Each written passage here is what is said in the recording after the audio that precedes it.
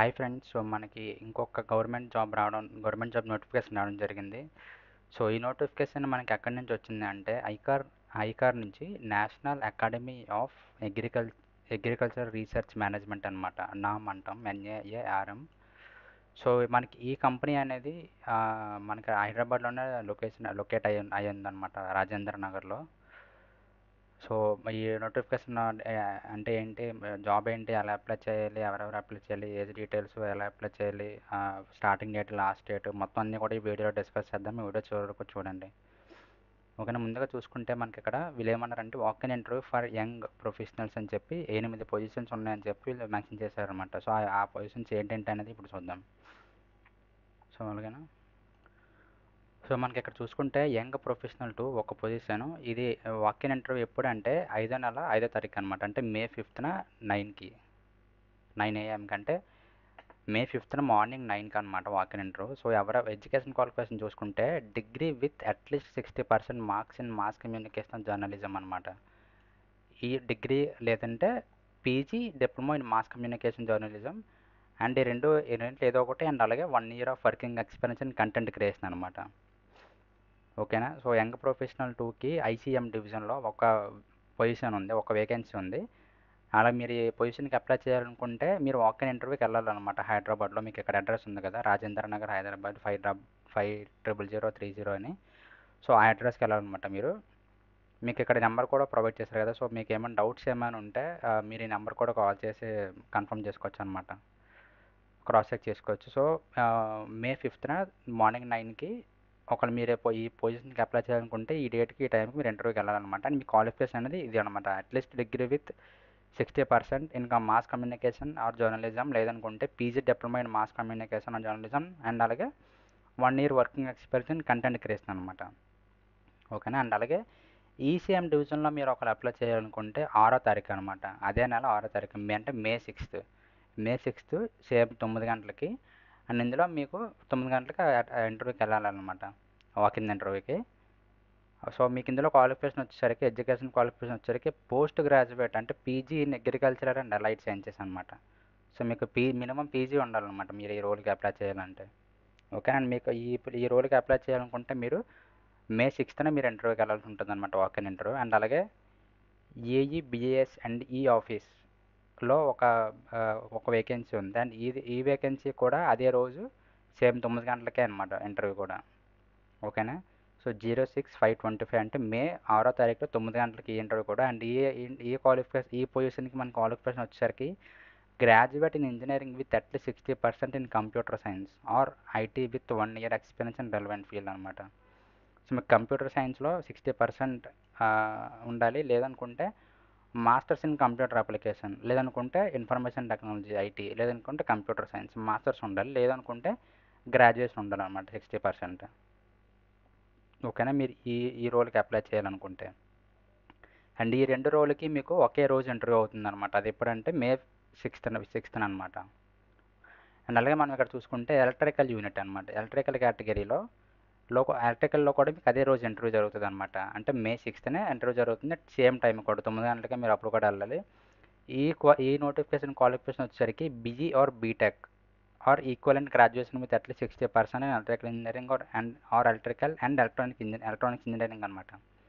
So వీటిలో మీకు ఏదో ఒక బ్రాంచ్లో మీకు ఉండాలి. అండ్ అలాగే 1 year experience in relevant field అనమాట. 1 year ఎక్స్పీరియన్స్ కూడా ఉండాలి.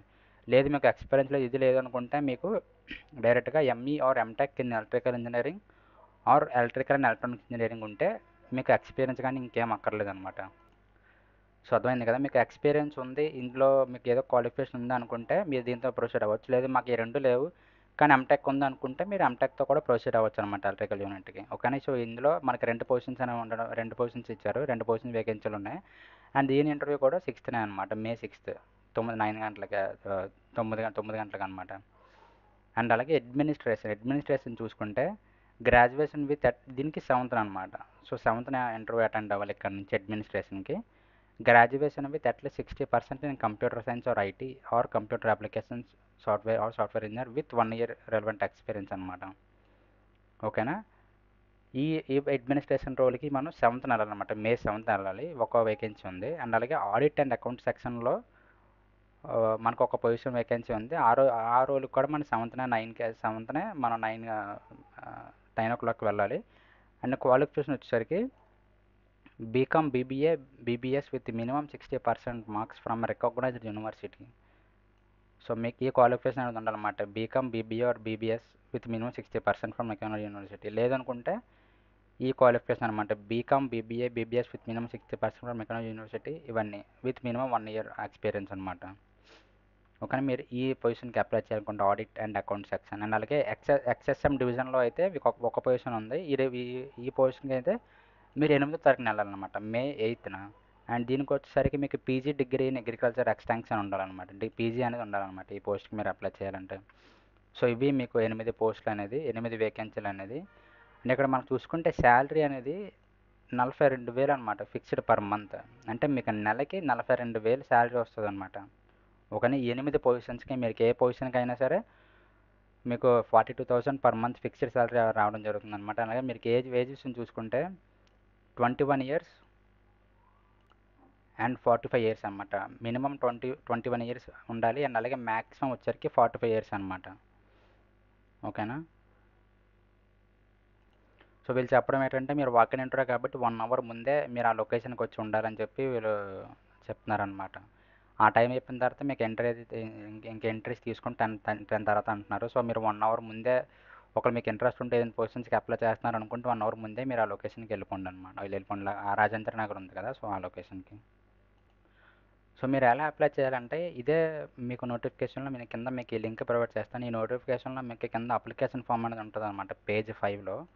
సో ఈ ఫామ్ మీరు ప్రింట్అవుట్ తీసి ఫిల్ చేసి మొత్తం డీటెయిల్స్ అన్నీ ఫిల్ చేసి ఈ ఫామ్ మీరు క్యారీ చేయాల్సి ఉంటుంది అనమాట. ఈ ఫామ్తో పాటు మీరు ఇంకా కొన్ని మీకు రెలవెంట్ డాక్యుమెంట్స్ అన్ని ఒరిజినల్ జెరాక్స్ 2 పట్టుకెళ్ళాలి. అండ్ అలాగే మీకు ఎక్స్పీరియన్స్ సర్టిఫికేట్ ఉంటే ఎక్స్పీరియన్స్ సర్టిఫికేట్ కూడా పట్టుకెళ్ళాలన్నమాట. ఓకేనా. ఫొటోస్, ఎక్స్పీరియన్స్ సర్టిఫికేట్, మీకు రెలవెంట్ డాక్యుమెంట్స్ అన్నీ ఒరిజినల్ జెరాక్స్ కాపీ, అండ్ అలాగే మీరు ఫిల్ చేసిన ఫాము.